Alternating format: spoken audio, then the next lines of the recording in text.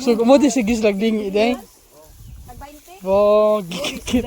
Kuan di ganina kamukha. Sigit kisig nilingi. Ana mo matuog anang kamali?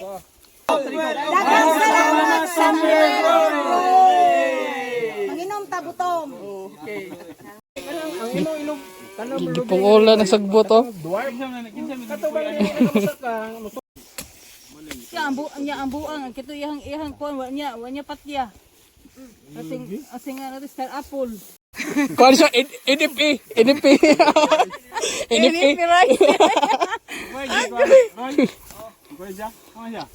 Good day guys, so karon kay nami sa tuburan. Mga yuta sa Pardilio, yuta na mo sa tuburan. Dagko na kayo. Muna magitanom ng mga kahoy sa una, kay mangga. Murag edad pa kog kuan. 10 years old niguro to. Dagko na kaayo tao no. Pero palibong nga. Dako kay dito tapita. Kani 5 hectares sa tuburan. Na kani apil ni siya. Nami kita ng lubi pero abot di ko sure kung maubos ni mga lubi ha. Pero katumangga sure ko. Kami nagtanong mato. Naabot akong auntie. Sige ka sa Germany nga. Nanon mi nag-tree planting mi.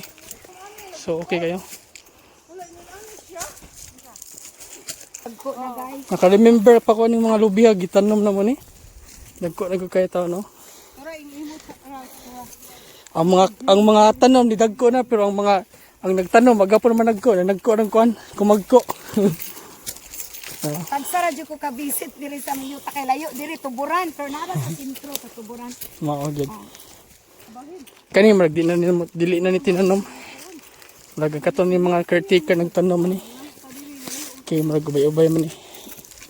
Katong ganiha matong gipananom na mo dito. Dito nga side na diri. Marag mga caretaker ni nagkuan ni gipang silbi lang ginegosyo ba. At least nasa 5 income. 5 hectares pod na kuan.